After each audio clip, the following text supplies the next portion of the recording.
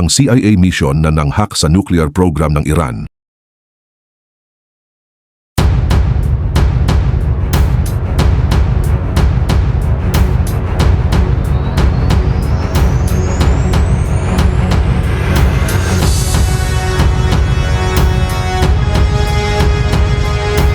Sa Natanz, Iran, may isang top secret na uranium enrichment facility na nakabaon ng 26 feet sa ilalim ng lupa at napaliligiran ng 8 ton na konkretong pader. Sa loob nito, may mga hilera-hilerang gas centrifuge. Konektado silang lahat gamit ang maze ng mga tubo. Pinapadaan ang gaseous uranium sa system sa ilang magkakasunod na stage. Umiikot ng sobrang bilis ang mga centrifuge para paghiwalayin ang uranium isotopes base sa bigat. Yung mas mabibigat na atoms ay napupunta sa labas habang yung magaan naman ay naiipon sa gitna. Yan ang tinatawag na enrichment. Kapag hinati ang enriched uranium, sobrang daming enerhiya ang napapalabas. Ang enriched uranium ang pangunahing sangkap sa paggawa ng nuclear power plants o ng pinakamapanirang sandata na nagawa ng tao. Pero nitong mga nakaraang linggo, may parang kakaiba. Sunod-sunod ang pagkasira ng mga centrifuge. Normal lang naman na may kailangang palitan paminsan-minsan, pero itong dami ng nasisira ang hindi na normal ni hindi maipaliwanag ng mga Iranian scientist, lalo na dahil walang pinapakitang problema ang control panels at system locks. Litong-lito ang mga nuclear engineer. Pwede kayang may nang sabotahe sa system? Imposible. Completely air-gapped ang facility, hermetically sealed sa internet at totally disconnected sa labas ng mundo. Protektado ito laban sa mga foreign intelligence agency gaya ng CIA. Wala talagang kahit anong paraan para makapasok ang kahit sino sa system na to, di ba? Pero bago ang lahat, ang video na ito ay base sa librong Countdown to Zero Day. Pero bago yan, ay hihingi lang sana ako ng isang like at subscribe. Malaking tulong na ito sa aming mga content creator. Salamat po. Sina Sergey Ulas at Oleg Shapar ay nagtatrabaho sa isang maliit na cybersecurity firm sa Minsk, Belarus. Habang nagtatrabaho sila remotely, inaayos nila ang ilang computers para sa isang kliyente mula Iran. Laging nagka-crash at nagre-reboot ang mga PC kaya chine-check nila ang system para malaman kung anong problema. Hanggang sa may nakita silang isang malware. Pero hindi ito yung karaniwang virus na alam natin. Ibang klase ito. Sobrang sophisticated. Wala pa silang nakitang ganito noon. Parang ginagamit nito ang tinatawag na zero-day vulnerability. Ibig sabihin, isang butas o kahinaan sa system na hindi pa alam ng mga developer. Malupit ang zero-day exploit kasi habang hindi pa ito nadidetect at naaayos, pwedeng gamitin ng paulit-ulit para makapasok sa system. At kapag critical ang nabutas, mas maraming system ang pwedeng ma-infect. Sa mundo ng hacking, ang zero-day ay parang holy grail. Gulat na gulat sina Ulas at Shapar. Medyo natakot pa nga sila. Hindi ito gawa ng baguhan. Halatang eksperto ang gumawa. Yung malware, hindi lang virus. Isa pala itong complex na computer worm. Kaya nitong mag-replicate o dumami ng kusa at manatiling hindi napapansin kahit pumasok sa sobrang secured na Windows system. Dahil sa sobrang pag-aalala, nag-email agad sina Ulas at Shapar sa Microsoft para i-report ang nadiskubre nila. Pero walang sagot. Pagkalipas ng 2 weeks, nagdesisyon silang gawing public ang impormasyon. Noong July 12, 2010, nag-post si Ulas ng warning sa website ng kumpanya nila at sa isang English-speaking online security forum. Ibinahagi niya ang mga nakita nila sa malware at nagbigay ng urgent alert. Pero huli na ang warning. Kumalat na ang worm. Mahigit 100,000 computers na ang infected sa mahigit 100 countries. Kasama dito ang Indonesia, India, Iran, Pakistan, Malaysia at pati ang US. Pero ang pinaka-apektado ay ang Iran. Kumalat agad ang balita tungkol sa makapangyarihang computer worm at nagdulot ng kaguluhan sa tech world. At di nagtagal, nagkaroon na ito ng pangalan. Base sa dalawang filename na nakita sa loob ng code, Stub at MRXNet, ipinanganak ang pangalan Stuxnet. Naglabas ang Microsoft ng patch at sinabi nilang baka hindi nila nakuha ang email ni Ulas. Sa buong mundo, pinag-aaralan ng mga cybersecurity expert ang Stuxnet. Binubusisi nila ang code at inabot sila ng ilang buwan bago nila mabuo ang buong picture.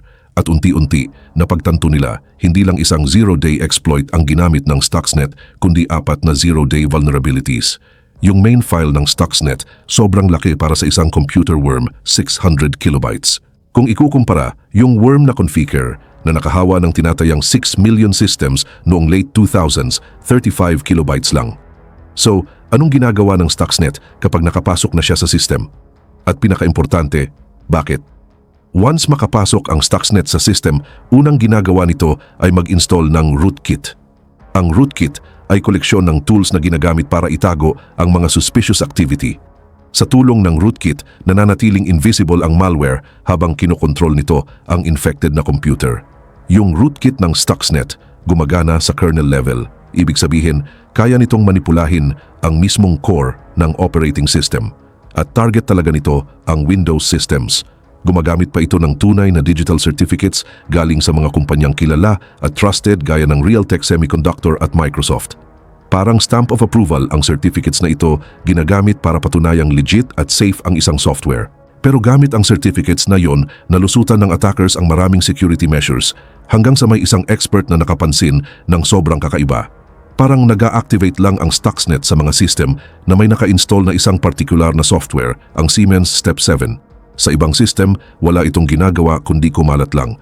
Yung Siemens software ay bahagi ng industrial control system na ginagamit para patakbuhin ang tinatawag na programmable logic controllers.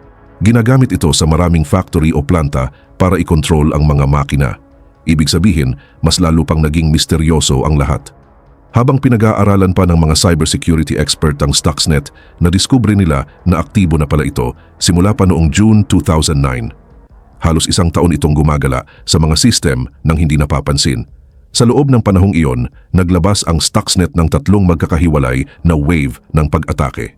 Una, noong June 2009, tapos sumunod ulit noong March at April 2010. Sa bawat wave, may konting pagbabago sa code malamang para mas maging agresibo at mas malakas ang epekto. Kaunti lang talaga sa buong mundo ang may kakayahang gumawa ng ganitong klaseng operasyon. At may isa pang sobrang importanting detail. Hindi basta-basta kung sino lang ang tinatarget ng Stuxnet.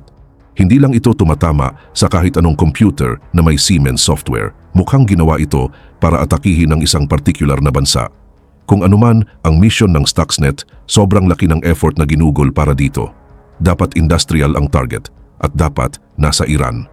Noong 2002, isang Iranian resistance group ang naglabas ng impormasyon tungkol sa dalawang secret nuclear facilities sa Iran, isang heavy water plant sa Arak at isang uranium enrichment facility sa Natanz.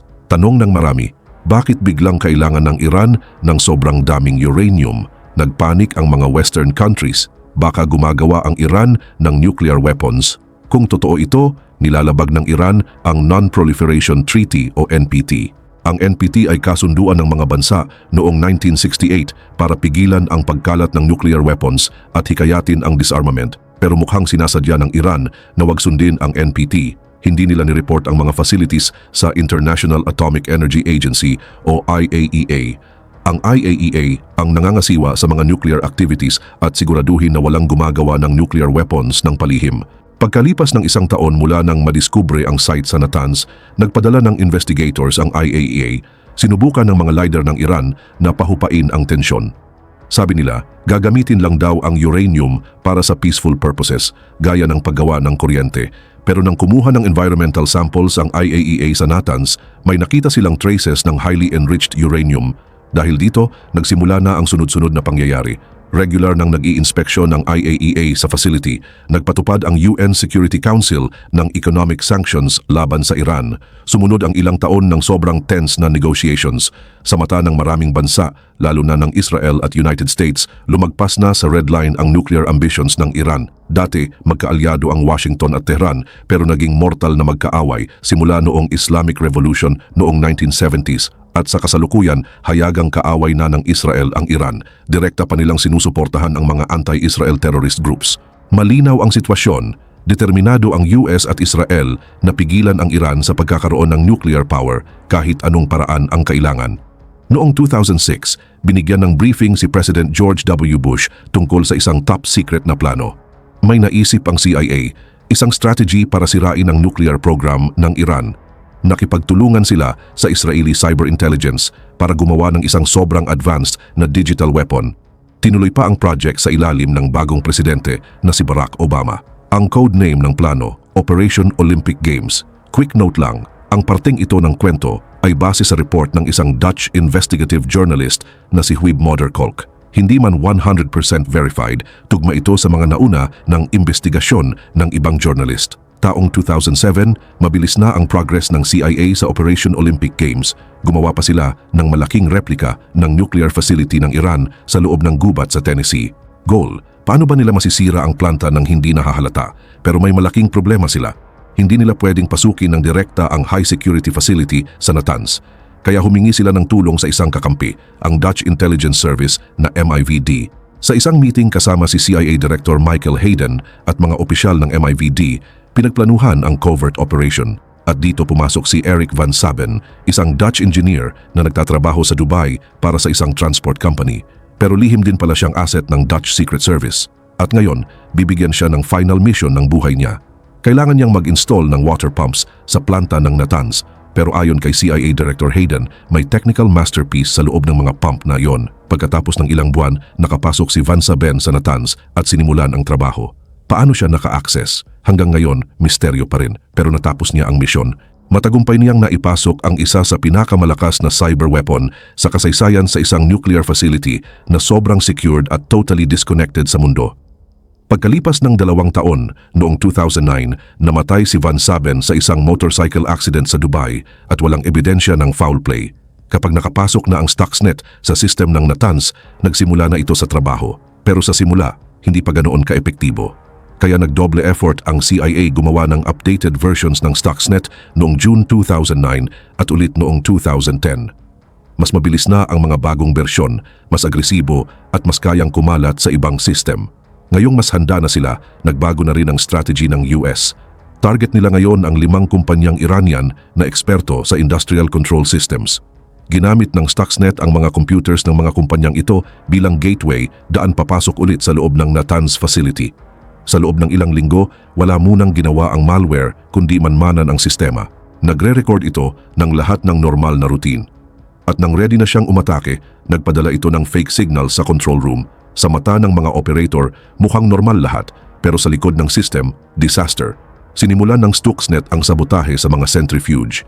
Kinontrol nito ang frequency converters. Yun ang system na nagre-regulate sa speed ng mga motor. Pinabilis at pinabagal ni Stuxnet ang mga centrifuge. Ang normal frequency, 87 hanggang 127 Hz, pero pinataas ito ni Stuxnet sa 1,410 Hz, tapos biglang binagsak sa 2 Hz, tapos sandaling pinanatili sa 164 Hz. Paulit-ulit ang cycle. Ang resulta, sobrang bilis na pagkasira ng mga makina. Pinaniniwalaan na at least 1,000 centrifuges ang pansamantalang napahinto ng Stuxnet sa planta ng Natanz. Ayon sa mga estimate, nabawasan ng 2 taon ang progress ng nuclear program ng Iran dahil dito. Pero may ibang experts na duda. Para sa kanila, mabilis ring nakabawi ang Iran pagkatapos ng atake, kaya mukhang hindi intensyon ng US na tuluyang sirain ang programa. Ang goal, pabagalin lang. Ang Stuxnet ay hindi dapat kumalat sa labas ng nuclear facility ng Iran, pero may nangyaring mali. May bug daw sa code. Naka-infect ang worm sa computer ng isang engineer sa loob ng Natanz. At noong ikinabit ang computer na iyon sa internet sa labas ng planta, ay hindi na-recognize ng worm na nasa ibang environment na siya. At doon na nagsimulang kumalat sa buong mundo. Dahil sa lawak at galing ng pagkakagawa ng malware, agad pinaghinalaan na gawa ito ng isang bansa. Pinakaposibleng suspect, United States, lalo na ang CIA. Hindi nagtagal may mga leak din na lumabas. Ayon sa balita, isang US general ang nag-share ng classified info sa New York Times. Hanggang ngayon, hindi pa umaamin ng US o Israel na sila nga ang gumawa at gumamit ng Stuxnet. Ang Stuxnet ang kauna-unahang digital weapon na kayang sirain ang isang physical na industrial facility. Wala pang nangyaring ganito noon at hanggang ngayon, wala pang naulit na ganito kalaking cyber attack. Malamang kasi, sobrang dami ng resources, effort at oras ang kailangan at wala ring kasiguruhan na magiging pangmatagalan ang epekto. Noong 2021, may isa na namang hinihinalang cyber attack na tumama sa nuclear facilities ng Iran. Sabi ng balita, posibleng gawa ito ng Israel. Pero tulad ng Stuxnet, hindi rin ito naging sapat para tuluyang mapatigil ang nuclear ambitions ng Iran. Ayon sa US Secretary of State, sobrang lapit na raw ang Iran sa pagkakaroon ng sapat na materyales para gumawa ng nuclear weapon. Kung gagawin nga nila ito o hindi, yan ang hindi pa rin sigurado. Pero kahit ganon, paulit-ulit pa rin sinasabi ng bagong presidente ng Iran na wala silang interes sa paggawa ng nuclear arms.